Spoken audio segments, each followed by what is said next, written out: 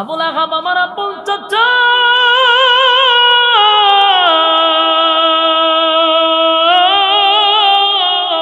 আমার চাচারে যখন আমি দেখলাম দিনের দাওয়াত লইয়া যখন আমি রাস্তা দিয়া বাহির হলাম, মানুষ আমারে পাথর মারতেছিল। চিন্তা করলাম আমার চাচা যেহেতু সামনে চলে আসছে আর পাথর মারতে দিবে না, চাচা প্রতিবাদ করবে। কিন্তু জিবরাইল নেই। আমি তাকায়া দেখি আমার চাচা মানুষের সঙ্গে আমারেও ঢিল মারতে লাগলো। এই কষ্টটা আমি সহ্য করতে পারি না, আমার কলি যায় লাগছে। চাচা হইয়া আমার মতো ইয়েতিম বাতিজারে চাচাই কেমনে পাথর মারল। আল্লাহর নবী কান্দে আর বলে আমার মা নাই, আমার বাবাও নাই, আমি কার কাছে বিচার দিব, কার কাছে গিয়া বলবো? তাই একা একা নবী কান্দে। আল্লাহ ডাক দিয়া বলে বন্ধু আপনি কান্দেন না, আবুল আহাব আপনারে কষ্ট দিছে, আপনি কান্দেন না, আপনার এই মিশন সাকসেস হবে, আবুল আহাব পরাজিত হবে, এতে কোনো সন্দেহ নাই।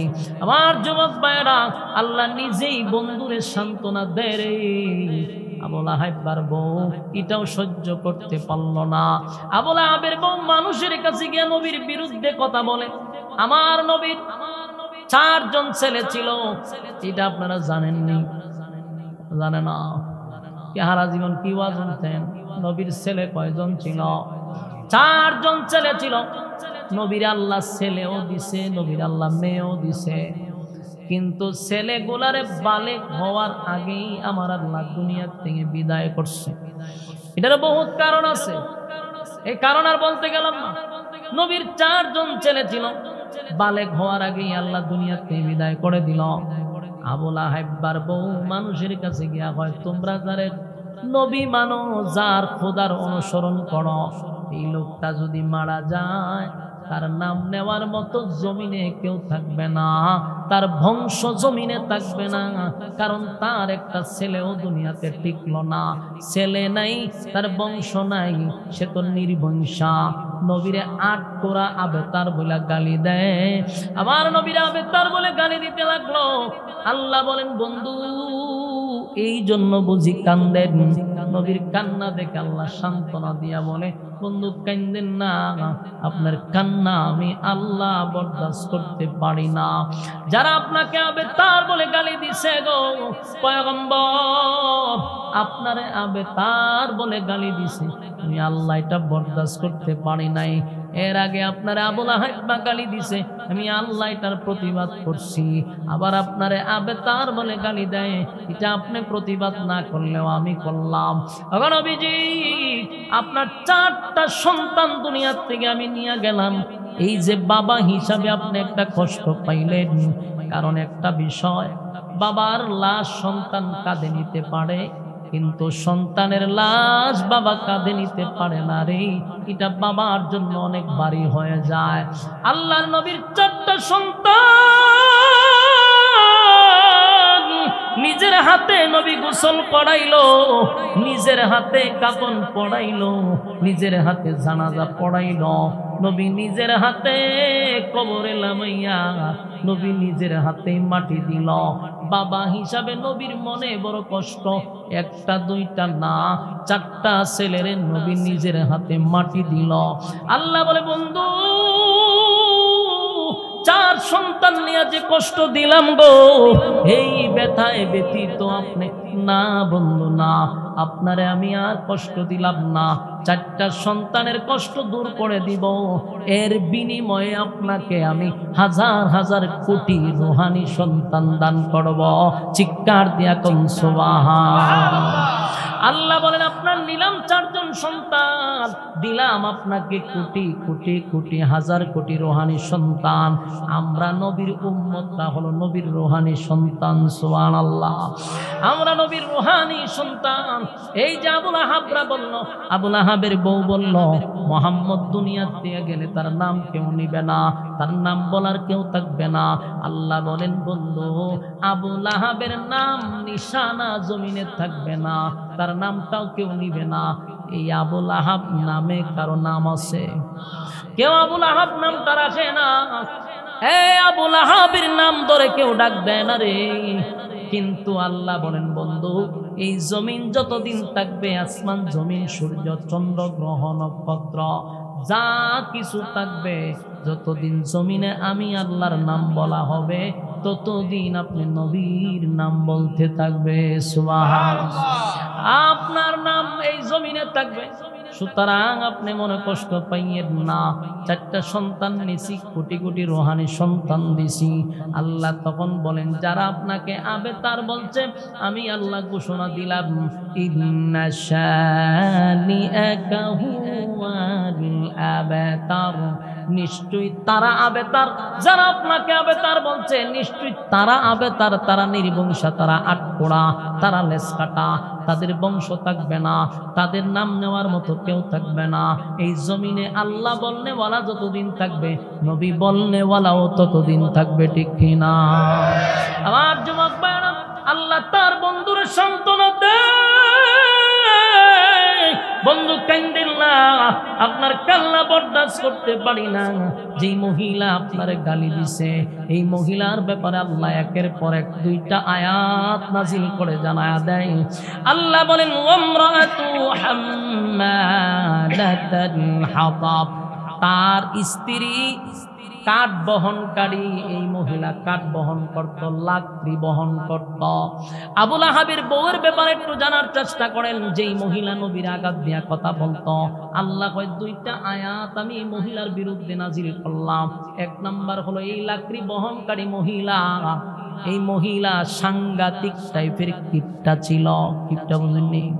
খরচ করতে চায় না, কিন্তু তার টাকা পয়সার অভাব ছিল না, কিন্তু ইচ্ছাকৃত ভাবেই সে হিসাব করত। ঘরের মধ্যে কোনো দাসী রাখতো না, টাকার অভাব নাই, কিন্তু দাসী রাইকা কাজ করাইতো না, নিজে নিজে কাজ করত। এমনকি সাংঘাতিক মহিলা পাহাড়ে চলে যেত, সেখানে গিয়ে নিজেই লাকড়ি কাটত। এটা লাকড়ি গোলার রশি দিয়া গলার মধ্যে বাইন্দা শরীরে ফিটিং কইরা তারপরে বেড়ার মতো বাড়ি পেয়েছে।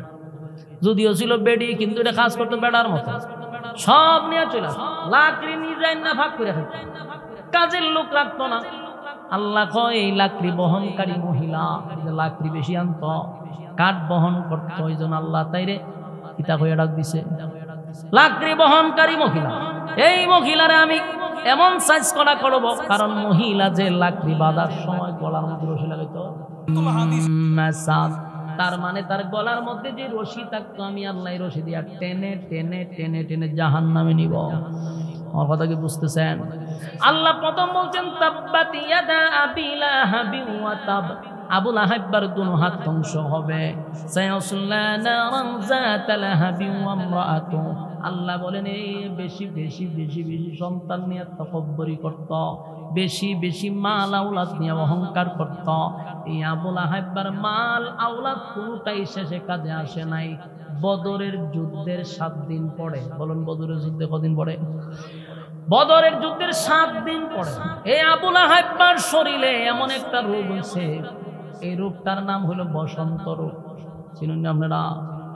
আরব দেশের মানুষ সুয়াসু রোগ গুলারে ভয় পাইতো বেশি, মনে করতো কারো শরীরে কেউ লাগলে রোগ হয়ে যাবে। তাই আবু লাহাবকে আল্লাহ বসন্ত রোগ দিছে। এই রোগ হওয়ার পরে এই এলাকার মানুষ সবাই ভয় পাইয়া গেছে, যে রোগ যদি এর আশেপাশে তাকে দিলে আমরা রইব। তার কাছ দিয়ে মানুষ সরাসরি সব এর কাছ থেকে সরে গেছে। শরীর পছন্দ হচ্ছে, স্ত্রী চলে গেছে, সন্তান চলে গেছে, কোনো কাজে তার আসে নাই। রোগে আক্রান্ত হইয়া সারা শরীর পয়সা গেছে, মানুষ তার কাছে আসে না। দুর্গন্ধ শুরু হয়েছে, তার সন্তান দূরে চলে গেছে, কেউ তার পাশে নাই। আবু লাহাব এই অবস্থায় পচে গলে মারা গেছে। কিন্তু মারা যে গেল, এখন তারে খবর দেওয়ার লোকই নাই। দুর্গন্ধ শুরু হয়েছে, কেউ তার পাশে আসে না। সন্তানদেরকে খবর দেওয়া হয়েছে, তোমার বাবার শরীর পচে পচে গলে গলে দুর্গন্ধ বেরিয়েছে। এলাকার মানুষ যখন আন্দোলন শুরু করছে, তার ছেলে লোক ভাড়া করছে, লোক ভাড়া কইরা আনছে যে আমার বাবারে কোন রকম গাতার মধ্যে ধাক্কা দিয়ে ফালাইতে লইব, তারপরে মাড়ি দিয়া চাপা দিবি। বড় বাঁশ লইছে, বড় বাঁশ, এরকম বাঁশ লইয়া ওই দূর থেকে বাঁশ দিয়া ডাকাইতে ডাকাইতে ডাকাইতে নিচে ফালাইছে গাতা। গাতার তলা এটার মাটি চাপা দিছে। বলুন তো দেখি, আল্লাহ বলছে তোর মাল আওলাদ কোনটাই কাজে আসবে না, আসছে নেই? কথা দিয়ে হই না, মাল আওলাদ কোনটাই কাজে আসে না। কেন আসে না? কারণ সে তার সন্তান নিয়ে অহংকার করত, সম্পদ নিয়েও সে অহংকার করত। তাই আল্লাহ বলেন তোর মাল আওলাদ কোনটাই কাজে আসবে না। তাই শেষ পর্যন্ত তারে কবর দেওয়ার মতো লোক পায় নাই। সন্তান দিয়ে অহংকার করত, সন্তানগুলি তার কবরের সামনে দাঁড়ায় নাই। আমার যুবক ভাইয়েরা, এখান থেকে আপনি আমার শিক্ষা গ্রহণ করতে হবে, শিক্ষা গ্রহণ করতে হবে। সন্তান নিয়ে আমরা অহংকার করব না, মাল আওলাদ নিয়ে অহংকার করব না। বেশি টাকার মালিক হয়ে গেছে তাই পহর দেখাবো না, কারণ সকাল বেলার ধনী ফকির সন্ধ্যাবেলা, ঠিক কিনা? নদীর পার ভাঙে অপার গড়ে, এই তো নদীর খেলা। সকাল বেলার ধনী রে তুই ফকির সন্ধ্যাবেলা, ঠিক কিনা? আমার যুবক ভাইরা, সে আবুল আহাব আমার নবীরে এত নির্যাতন করছে গো। 13টা বছর এত নির্যাতন করছে, নির্যাতনের স্টিম রোলার চাপায়া দিছে। যেমন সাহাবায়ে কেরামদেরকে রক্তাক্ত করছে, আমার নবীরও রক্তাক্ত করছে। শুধু রক্তাক্ত করে শেষ হয় নাই, শেষে তারা সিদ্ধান্ত নিল মক্কার জমিনে আমার নবীরে থাকতে দিবে না, দুনিয়ার থেকে বিদায় করে দিবে। তখন আল্লাহ অর্ডার দিল, বন্ধু আর ধৈর্য ধরার দরকার নাই, এবার মক্কা থেকে আপনি হিজরত করে মদিনায় চলে যান। 13 বছর নির্যাতন সহ্য করার পরে আল্লাহ অর্ডার দিল মদিনায় যাওয়ার জন্য। এই মক্কা ছেড়ে যেদিন নবী মদিনার উদ্দেশ্যে রওনা দিছে রে, আমার নবী বারবার খানায় কাবার দিকে তাকায়া থাকে। আল্লাহর নবীর চোখ দিয়ে পানি পড়ে। নিজের জন্মভূমি ছেড়ে কেউ যেতে চায় না রে। নবীরে মক্কা থেকে বিটা বাড়ি কইরা যখন বাহির করে দিল, আল্লাহর নবী যায় চোখের পানি ছেড়ে খানায় কাবার দিকে তাকায় আর বুঝায়, খানায় কাবা তোরে ছাইরা যাইতে আমার মন চায় না। নবীর চোখ দিয়া পানি পড়ে, কিন্তু বেঈমানদের কলিজা নরম হয় না গো, বেঈমানদের কলিজা নরম হয় না। এমনকি আমার নবীর চোখের পানি দেখে পশু পাখিরা কান্না শুরু করছে। বনের বেড়া বকরিরা পর্যন্ত নবীর ব্যথায় ব্যথিত হইয়া কান্দে, কিন্তু বেঈমানরা নবীর এই মক্কা ছেড়ে যাওয়া নিয়ে তাদের কষ্ট লাগলো না। বনের পশুরা পর্যন্ত আমার নবীর ব্যথায় ব্যথিত, ঠিক কিনা? বনের পশু চিনল যারে, চিনল না হাই মানুষ তারে। বনের পশু চিনল যারে, চিনল না হাই মানুষ তারে। আল আহাদে ডাকে দিলে তাই, আল আহাদে ডাকে দিলে তাই, কাফের বেদিন পাথর মারে। চিনল না হাই মানুষ তারে। বলেন, চিনল না হাই, চিনল না হাই মানুষ তারে।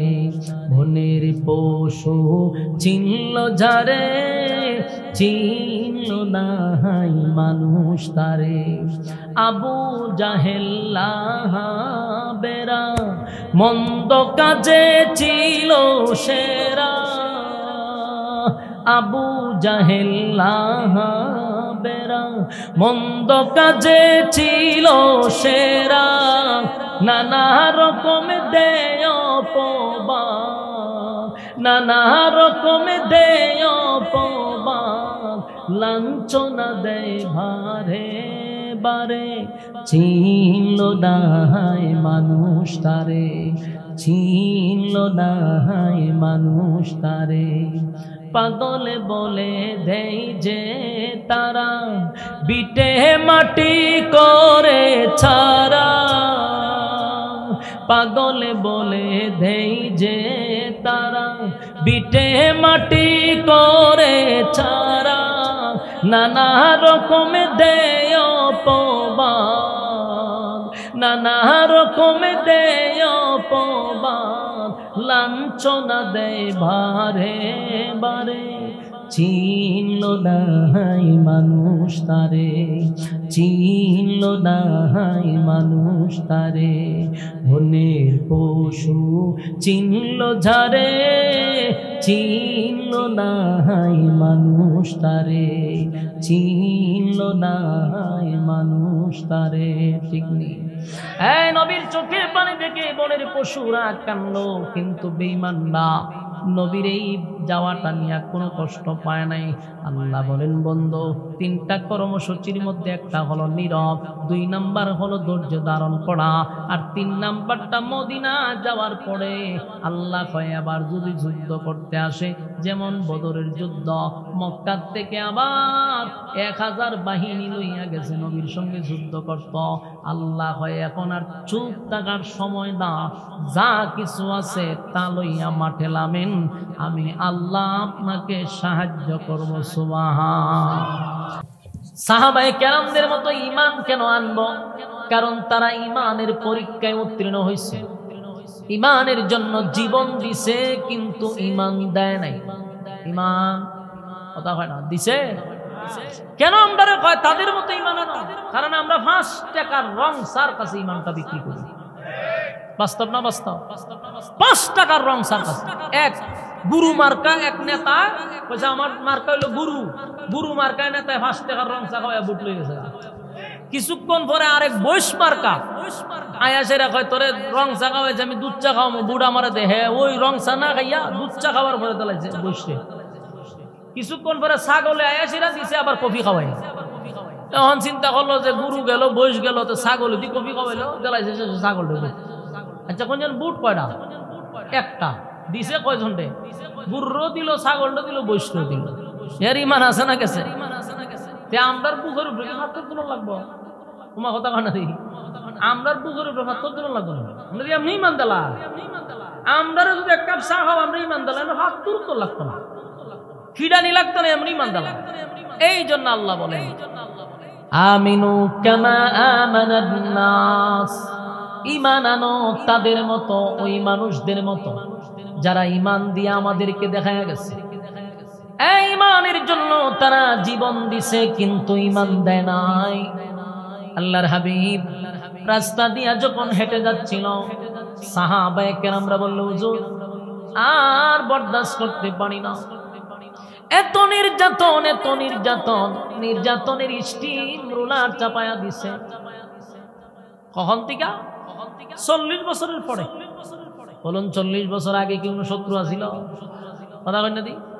কোন শত্রু নাই, শত্রু রয়েছে 40 বছর পরে। কেন?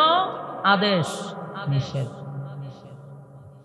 যে ইমাম সাহেব মসজিদের মিম্বরে বইয়া আসমানের উপরে আর জমিনের নিচে ওয়াজ করবো, ততদিন এই ইমাম সাহেব লাস্টিংও বেশি দিন করে। যদি সুদ ঘুষের বিরুদ্ধে ওয়াজ না করে, দুর্নীতি, সাদাবাজ, টেন্ডারবাজের বিরুদ্ধে ওয়াজ না করে, তাহলে সব মুসল্লির কাছে হুজুর বড় বালা। ঠিক নেই? চাকরিও লাস্টিং বেশি। হুজুর এমন এক জায়গার ওয়াজ করে, এটি পরে বাকির ওয়াজ। হুজুর তার নগদের ওয়াজ করে না, আমি তো সুদ খাইটা তার হুজুরে কয় না। আমি যে আগের খাতারও বই, মসজিদের সভাপতি, কিন্তু খাইতো ঘুষ, হুজুর আবার এটি কয় না। হুজুর বালা, দে গরম ভাত, দে গরম ভাত, 500 টাকাও দে ফকট। হুজুর ভাইছি জনমের মতো খাওয়া। সুদ খাইলে হুজুরে মাতে না, সুদপুরের গরু হুজুরে খায়, ঘুষপুরের গরু হুজুরে খায়, এরকম হুজুর ভাইবি। বাস্তব না বাস্তব? রাসূল সাল্লাল্লাহু আলাইহি সাল্লাম 40 বছর এর কাছে খুব বালা, আল আমিন উপাধি আরই দিছে। আমার মতো বালা মানুষ কি আর আসেনি?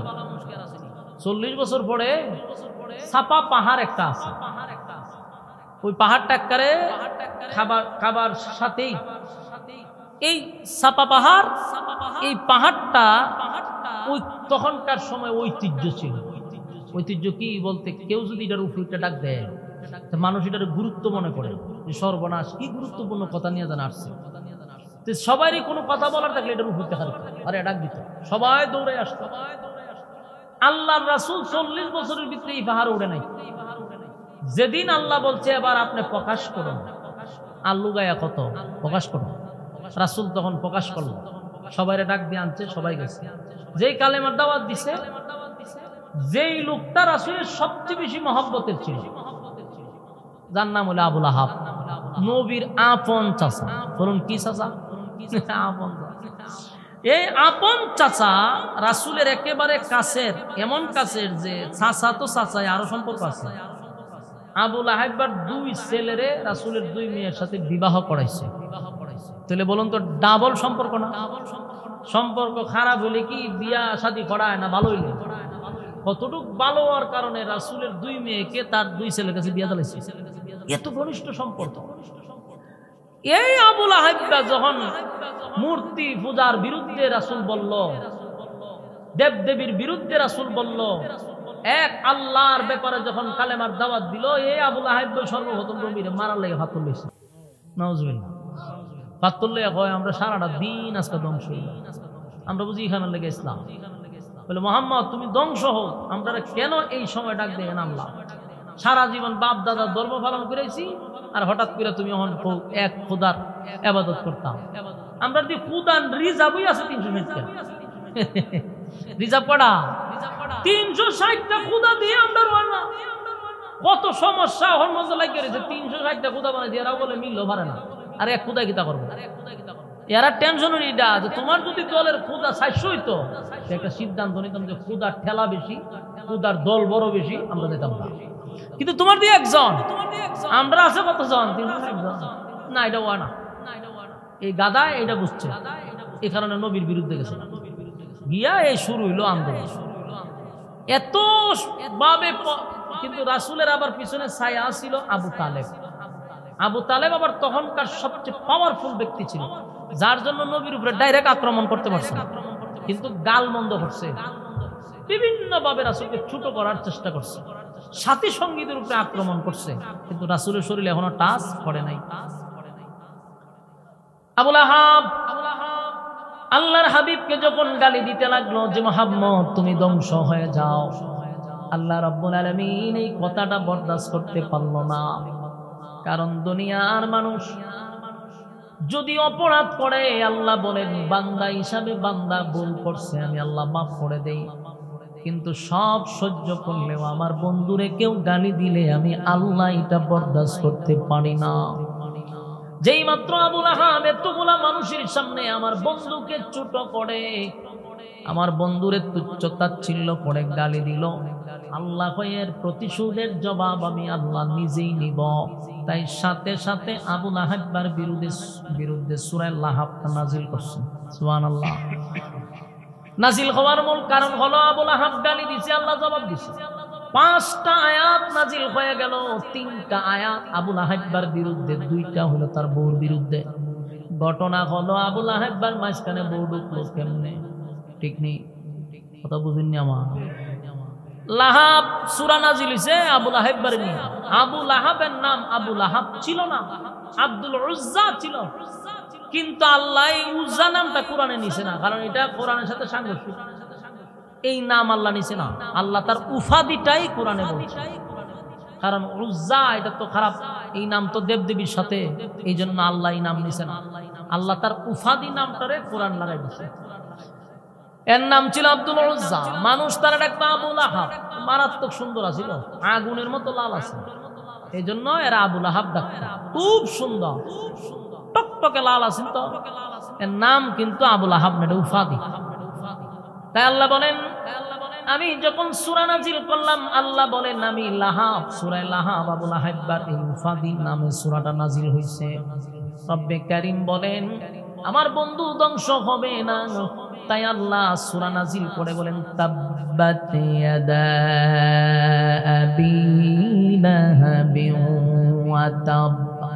এ আবুল আহাব, আমার বন্ধু ধ্বংস হবে না, বরং তোর দুনো হাত ধ্বংস করে দিব। দুনো হাত ধ্বংস মানে আবুল আহাব পুরো শরীর ধ্বংস। আবুল আহাব তুই ধ্বংস হয়ে যা। আল্লাহ রাব্বুল আলামিন 3টা আয়াত নাজিল করে তার বিরুদ্ধে, একের পর এক যখন জবাব দিতে লাগলো, সাথে তার বউরে সুদ্ধা আল্লাহর 2 আয়াত নাজিল করলো। যুবক ভাইরা আমার, লম্বা ঘটনা, আমি সংক্ষেপে বলি। আবু লাহাবের বিরুদ্ধে যখন সূরা নাজিল হয়ে গেল, 3টা আয়াতে আবু লাহাবের কথা বলছে, তাব্বাত ইয়াদা আবি লাহাবি ওয়া তাব, আবু লাহাবের দুই হাত ধ্বংস হয়ে যাবে। সায়াসলা নারান যাতা লাহাবিন ওয়া ইমরাআতু, আবু লাহাব সব সময় তার সন্তান নিয়ে অহংকার করত, কারণ তার ছেলে সন্তান বেশি, তো সন্তান নিয়ে অহংকার করত, তার সম্পত্তি নিয়ে সে অহংকার করত, তার মাল বেশি, তার সম্পদ বেশি, তার সন্তান বেশি, আওলাদ নিয়ে সে অহংকার করত।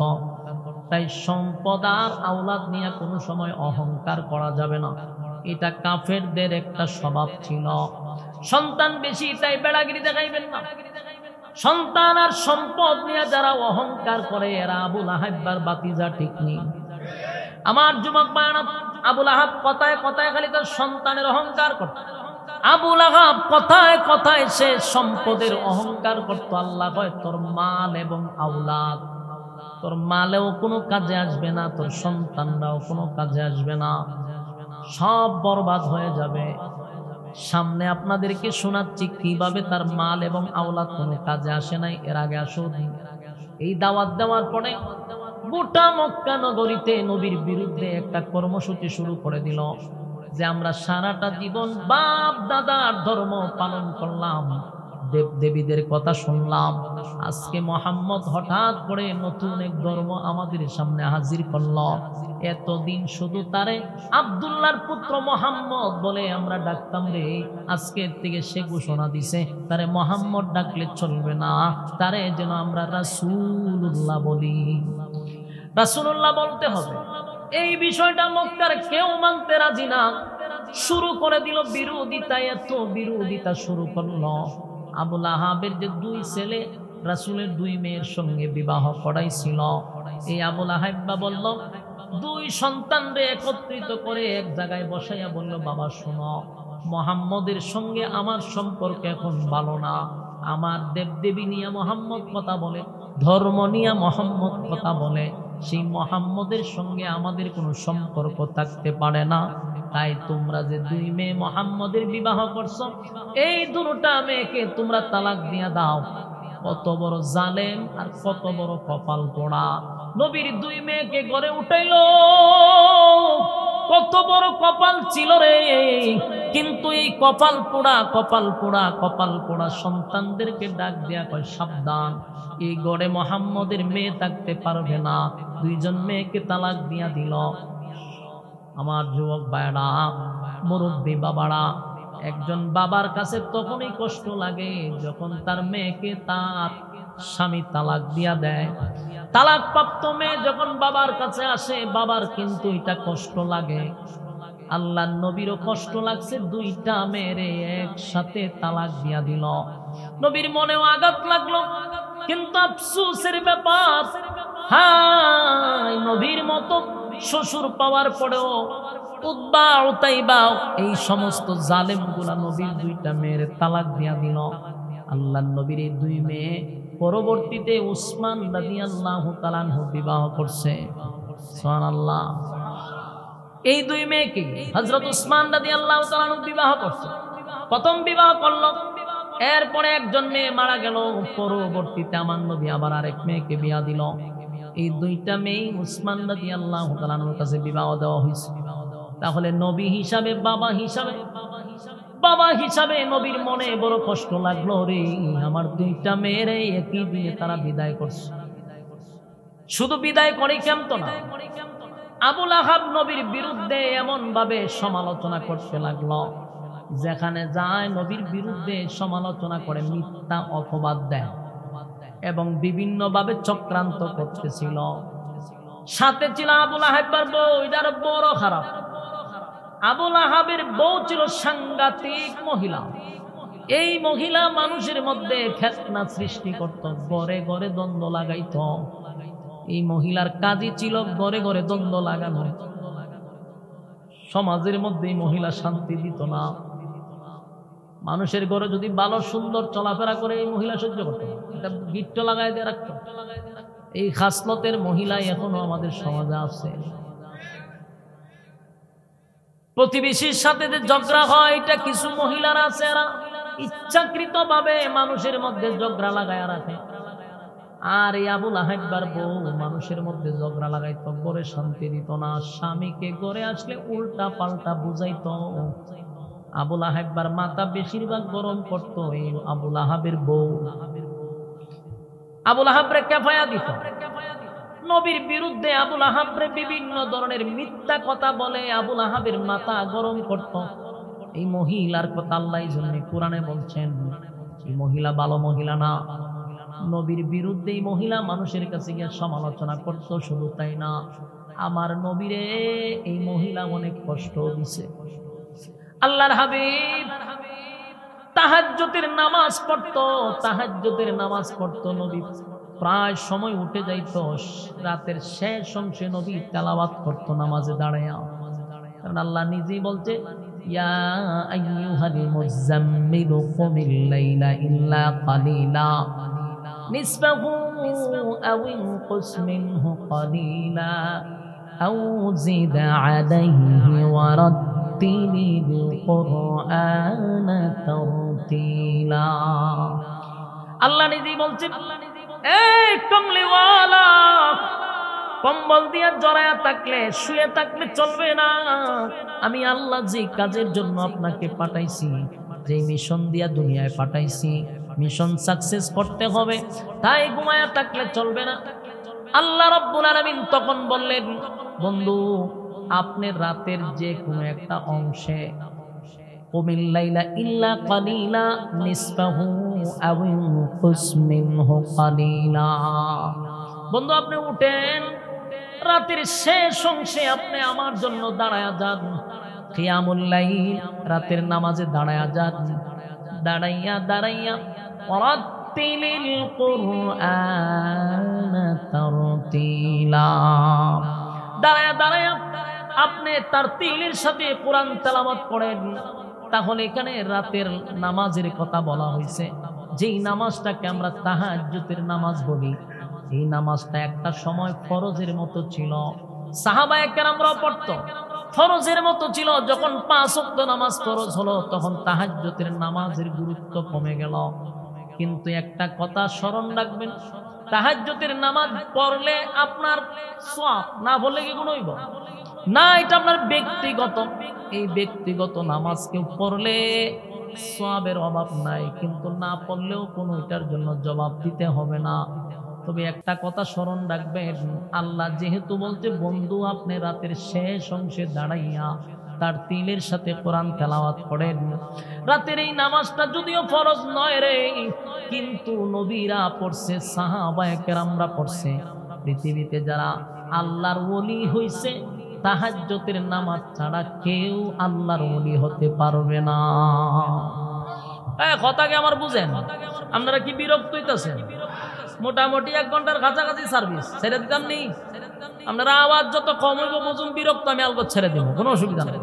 বুঝতেছি আপনারা বিরক্ত হইতেছেন, আওয়াজ দেন না কা? কথা কি বুঝতেছেন? তাহাজ্জুদের নামাজ না পড়ে কি বলি অন যাব? কথা কই না দি।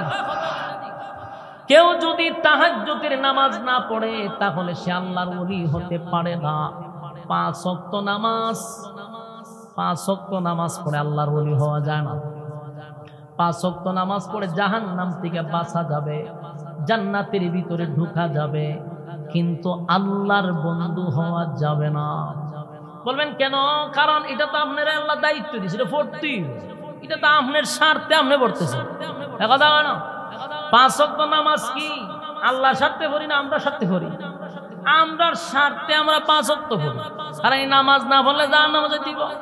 5 ওয়াক্ত নামাজ পড়লে জান্নাত পাবো, এই জন্যই তো আমরা নামাজ পড়ি, এটা আমাদের স্বার্থে পড়ি। কিন্তু তাহাজ্জুদের নামাজ তো এটা স্বার্থে না। এই তাহাজ্জুদের নামাজ পড়ে মানুষ এই জন্য আল্লাহর সঙ্গে সুসম্পর্ক তৈরি করার জন্য। তাহাজ্জুদের নামাজ ছাড়া কেউ আল্লাহর ওলি হতে পারে না। এখনকার পীররা তো নামাজই লাগে না, ফরমালিটি ফিরতে পারিছে, তাহাজ্জুদ পড়বো কই থেকে? এখনকার পীররা তো নামাজই পড়ে না। এই সমস্ত বন্ডগুলা মহিলাদেরকে দিয়ে আধা বেলা ভাবটি হয়, এরা তাহাজ্জুদ রেখে দিত। এরা যদি পড়তো মুরিদান লোক হইতো, মুরিদদেরকে বলতো যে বাবা তাহাজ্জুদের নামাজ ছাড়া তোমরা কিন্তু ভাত খাইবা না। একটা পীরের কথা যেইভাবে শুনে আমি বক্তার কথা কিন্তু আমাদের সমাজের মানুষ পীর ভক্ত, পীরে যা কয় তাই মানে। এই গাঞ্জুটি পীরগুলা যদি খালি নসিহত গুলা করতো, বাংলাদেশে কোনো বেনামাজি থাকতো না। যে পরিমাণ পীর আছে বাংলাদেশে, পীররা যদি একটা ভূমিকা নিত যে আমার যত মুরিদ আছে মুরিদদেরকে বাধ্যতামূলক 5 ওয়াক্ত নামাজ পড়তেই হবে, নাহলে তুই আমার মুরিদ দিতে পারবি না, বাংলাদেশও কোনো আর বেনামাজি থাকতো। ফিরে চিন্তা করে নামাজ পড়ুক আর না পড়ুক, সুদ কাক ঘুষ কাক, কিন্তু আমার প্রতি বছর উরুষ হয়, একটা ছাগল একটা মুরুগ গেলে চলবে। আর যদি বড় ফাটি পাই তাহলে গুরু, ঠিক নেই? হ্যাঁ, হিসাব করে মাইসকা একটা মুড়ি দিলে একটা মুরুগ তো যাইব, মুরুগ যদি নাও যায় ডিম তো যাইব, কথা না? আমার কথাগুলি অনেকের কাছে বিরক্ত লাগতে পারে, কষ্ট লাগতে পারে, কিন্তু একটু বালিশের সঙ্গে মাথা লাগায় চিন্তা করেন। বাংলাদেশের যেই পরিমাণ পীর আছে, যদি পীররা মুরিদানকে শক্ত করে বলতো বাবা 5 ওয়াক্ত নামাজ ছাড়া আমার কাছে আসবি না, এমন মুরিদের আমার কোনো দরকার নাই। তুই সুদ খাইলে আমার মুরিদ হতে পারবি না, তুই ঘুষ খাইলে আমার মুরিদ হতে পারবি না, তুই বেপরদায় চললে আমার মুরিদ হতে পারবি না, এই তুই যদি শিরিক করস আমার মুরিদ হতে পারবি না, এমন দায়িত্ব পীররা যদি নিত, আল্লাহর কসম বাংলাদেশের মধ্যে আর খুন খারাপি হতো না, মানুষগুলা 5 ওয়াক্ত নামাজি হয়ে যেত, মানুষের মধ্যে মারামারি হানাহানি হতো না। এগুলা সব করা সম্ভব ছিল পীরদের মাধ্যমে। কিন্তু এখন পীররা খাইতে খাইতে ফ্যাট একটা গাওয়া ব্যাংকের মতো বানাইছে। ওরে বাপরে বাপ, আয়া বইয়া চেয়ারের মতো। আর মানুষ আইনা ছাগল দিতাছে, মুরুগ দিতাছে, গরু দিতাছে ইচ্ছা মতো।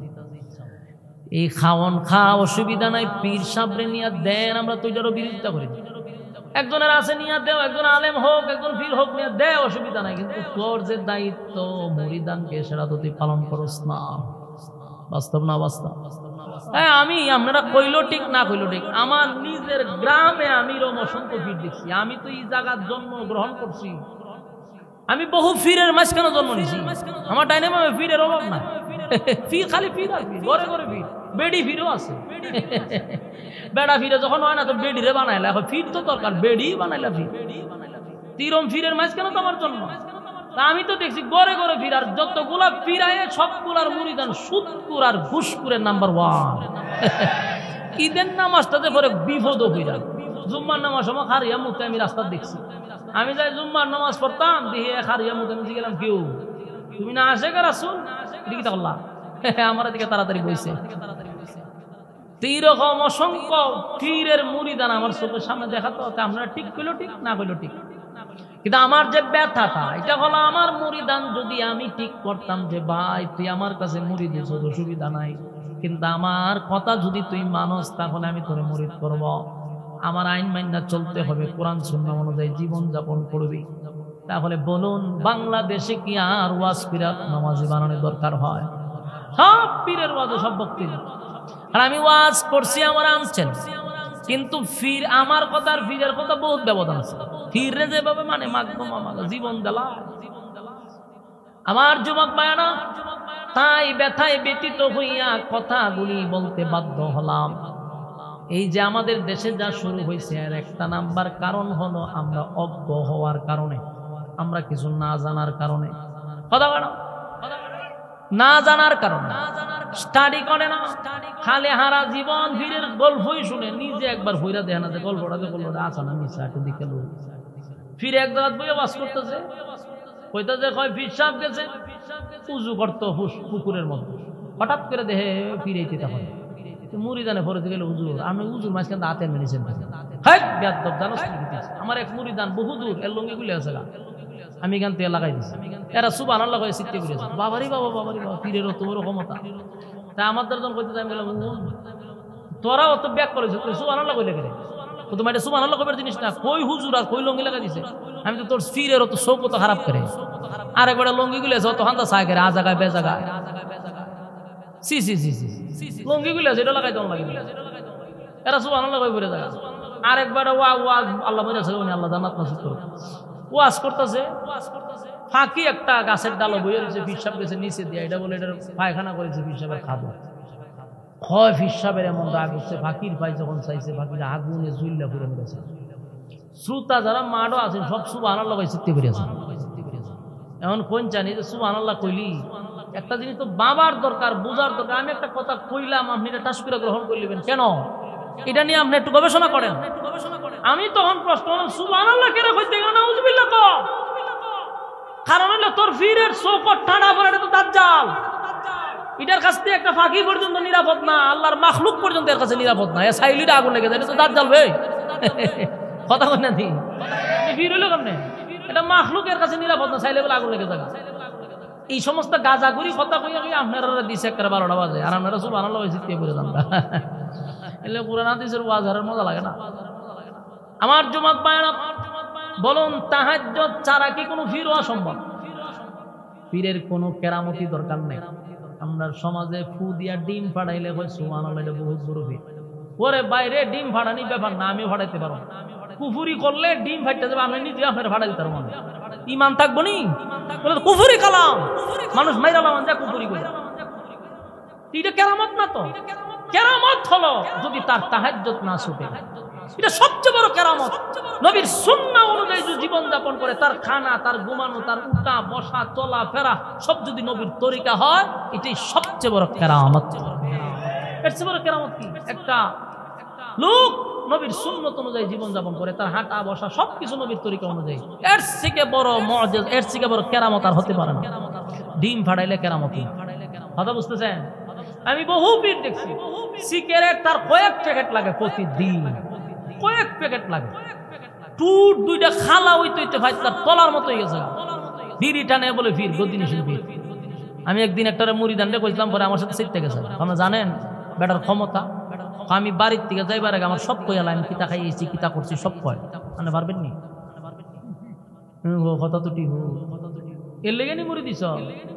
হ্যাঁ, আমার কাছে আয়ে আমার কাজ ইউজ করে মাঝে মধ্যে, কিন্তু ফিরের মুড়ি দিল কেন?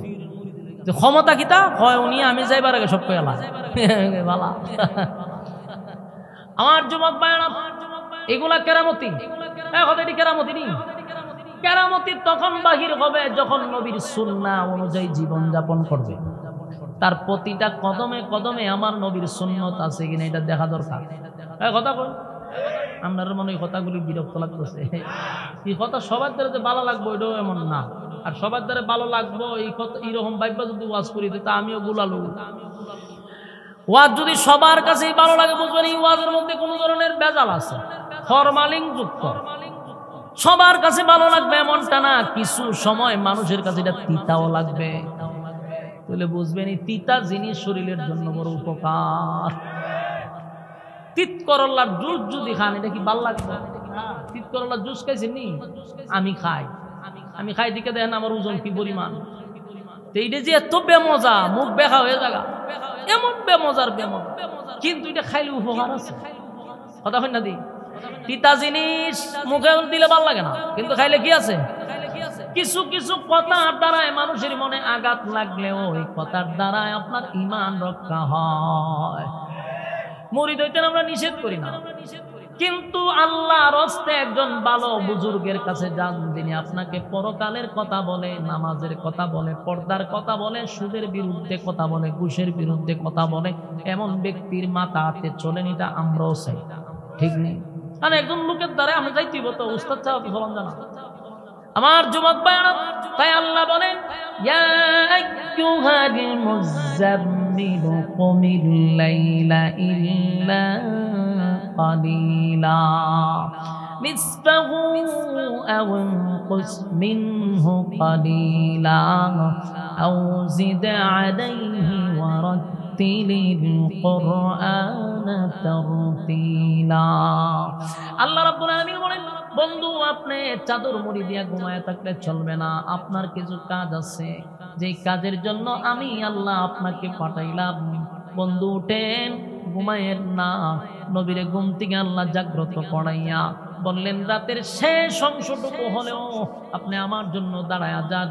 নবী দাঁড়াইয়া কোরআন তেলাওয়াত করতেন। গভীর রজনীতে কোরআনে কারীম থেকে তেলাওয়াত করতেন নামাজে দাঁড়াইয়া। সারাদিন আবুল আহাইবার বউ এবং মক্কার মানুষ নবীর বিরোধিতা খুব করত, কিন্তু যখন রাত্রের বেলায় নবীর তেলাওয়াত তাদের ঘর পর্যন্ত পৌঁছে যেত, তাদের ঘুম ভেঙে যেত। ঘুম থেকে জাগ্রত হইয়া পাগল পাগল হইয়া নবীর আশেপাশে তারা লুকিয়ে লুকিয়ে নবীর কোরআন তেলাওয়াত শুনত। চিৎকার দিয়া কোন সুবহান। বিশেষ করে সবচেয়ে যে বেশি বিরোধিতা করত উম্মে জামিল আবু লাহাবের বউ, এই মহিলা প্রতিদিন প্রতিদিন প্রতিদিন নবীর কণ্ঠের তেলাওয়াত শোনার জন্য পাগল হয়ে বসে থাকত। একবার নবী অসুস্থ, আমার আল্লাহ কোরআন নাজিল করাটা বন্ধ করে দিলেন নবীকে কিছুদিন রেস্টে রাখার জন্য। যখন কোরআন নাজিল হয় না রে, আমার নবী অসুস্থ হয়ে গেল। নবী তাহাজ্জুদের নামাজ পড়ার জন্য উঠতে পারে না। আবু লাহাবের বউ পাগল পাগল হয়ে গেছে, কারণ প্রতিদিন নবীর তেলাওয়াত শুনা সে বড় পাগল হয়ে গেছে। এত মজা, যখন নবী ঘুম থেকে জাগ্রত হয় না, নবী তেলাওয়াত করে না, তাহাজ্জুদের নামাজের মাঝখানে নবী দাঁড়ায় না। এই মহিলা সকালবেলা নবীর কাছে গিয়া কয়, মুহাম্মদ, আগে তোমার কাছে একটা শয়তান আসতো, এখন বুঝে আসে না। আপনার এলাকাত নাউজুবিল্লাহ থাকলে হতে পারে। এই মহিলা কত খারাপ বুঝতে পারছে, মানে জিবরাইলকে শয়তান কইছে। কত বড় বেয়াদব মহিলা। এই মহিলা বলে, আগে যে তোমার কাছে একটা লোক আসতো শয়তান, সে কি এখন আসে না? নাউজুবিল্লাহ। আল্লাহর নবীর মনে বড় আঘাত লাগছে রে। এক তো হলো নবী অসুস্থ, আর এই মুহূর্তে নবীর আয়েশা এমন কথাটা বলল, তাও আবার নবীর আপন চাচি, নবীর আপন চাচি। আল্লাহর হাবিব ব্যথা লইয়া শুয়ে আছেন। এই মহিলা শুধু এখানেই নয়, নবী যে নামাজে যাওয়ার জন্য মসজিদে নববীতে ঢুকতো, অথবা খানায় কাবায় যখন নামাজ পড়তো, তখন তো মক্কাতে ছিল, নবী খানায় কাবার চত্বরে গিয়ে নামাজ পড়তো। এই মহিলা খেয়াল করতো নবী রাতের বেলা কোন দিকে বাহির হয়ে আসে, সেই রাস্তার মধ্যে নবীর জন্য কাঁটা রেখে দিত, যেন নবী কষ্ট পায়। অথচ আপন চাচা, কথা বুঝতেছেন? নবীজি কষ্ট পাইতো রে। শুধু এখানেই শেষ নয়, যখন আল্লাহর পয়গম্বর কালেমার দাওয়াত নিয়া মানুষের কাছে যাইত, এই মহিলা নবীর বিরুদ্ধে গিয়া মানুষকে মিথ্যা অপবাদ দিত, যে সাবধান, তার কথা কেউ শুনবা না, তার কথা কেউ মানবা না, এমন ভাবে বিরোধিতা করত। আল্লাহর হাবিব একবার কালেমার দাওয়াত লইয়া মানুষের কাছে যখন যাইল, মানুষ নবীরে পাথর মারতে লাগলো। নবী চোখ দিয়া পানিও ছাড়ে না, মনে কোনো কষ্টও নাই। আঘাত, একের পর এক পাথরের আঘাত নবীর শরীরে। আল্লাহর হাবিব পাথরের আঘাত করে নবীর শরীরে পড়তেছিল, নবী কষ্ট পায় নাই। হঠাৎ করে তাকায়া দেখে ওই লোকদের মাঝখানে আবু লাহাবকে দেখা যায়। আল্লাহ নবী চিন্তা করলাম, এতক্ষণ আমাকে যারা পাথর মারছে, আমার চাচা যেহেতু এখানে হাজির, হয়তোবা আমার চাচা এটার তীব্র নিন্দা জানাবে। নবী আশা লইয়া সামনে গেছে, কিন্তু তাকায়া দেখে রে, মানুষের সঙ্গে আবু লাহাব আমার নবীরে পাথর মারতে লাগলো। আবু লাহাবের পাথরের আঘাতে নবীর পা মুবারক দিয়া রক্ত বাহির হইতে লাগলো। আল্লাহর নবী আবার চোখ দিয়া পানি ছেড়া দিছে। নবীর চোখ দিয়া মুক্তার দানার মতো পানিগুলি পড়তেছিল। কান্না শুরু করছে। জিবরাইল নবীর সামনে এসে বলে, পয়গম্বর, কেন কান্দেন, কেন কাঁদেন? পাথরের আঘাতে আপনার পা দিয়া রক্ত পড়তেছিল, এই জন্য কান্দেন। আল্লাহর নবী বলেন, জিবরাইল রে, আমি আমার মালিকের দ্বীনের দাওয়াত প্রচার প্রসার করার জন্য, কালেমার দাওয়াত দেওয়ার জন্য আমি বহু পাথরের আঘাত সহ্য করছি, আমার কষ্ট লাগে না। কেন লাগে না? আমার মালিক আমার দায়িত্ব দিছে, এই দায়িত্ব পালন করতে গিয়ে পাথরের আঘাত আমার সহ্য করতে হয়। মানুষ আমারে গালি দেয়, সহ্য করতে হয়, ধৈর্য ধারণ করতে হবে। কারণ আগেই বলছি, 13টা বছরের কর্মসূচি ছিল সম্পূর্ণটা ধৈর্য, কথা হয় না? 13 বছর পর্যন্ত ধৈর্য ধারণ করছে। একের পর এক পাথর মারছে, নবী কষ্ট লাগে না, আল্লাহর কাছে কোনো অভিযোগ করে না। কিন্তু নবীর কান্না দেখে জিবরাইল বলে, নবী গো, মাঝে মধ্যে দেখি কালেমার দাওয়াত লইয়া গেলে মানুষ আপনারে পাগল বলে পিছন দিয়া গালি দেয়, পাথর মারে, কোনোদিন কান্দেন না। আজকে কেন আপনার চোখ দিয়া মুক্তার দানার মতো পানি পড়ে?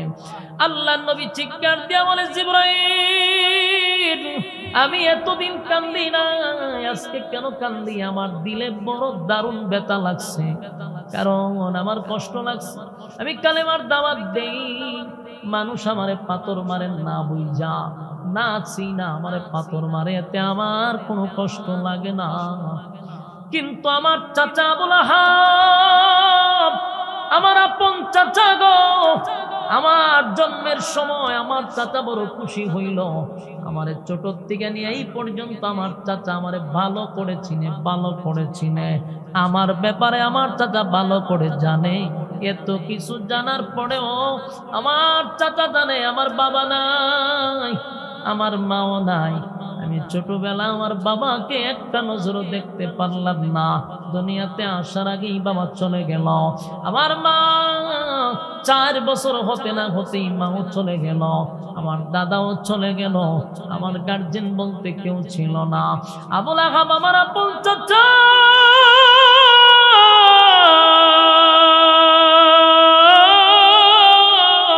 আমার চাচারে যখন আমি দেখলাম দিনের দাওয়াত লইয়া, যখন আমি রাস্তা দিয়া বাহির হলাম, মানুষ আমারে পাথর মারতেছিল।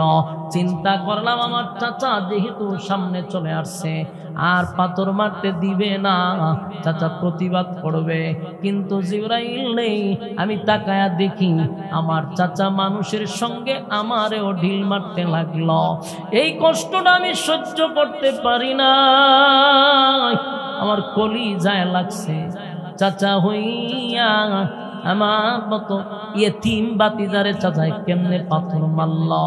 আল্লাহর নবী কান্দে আর বলে, আমার মা নাই, আমার বাবাও নাই, আমি কার কাছে বিচার দিব, কার কাছে গিয়া বলবো?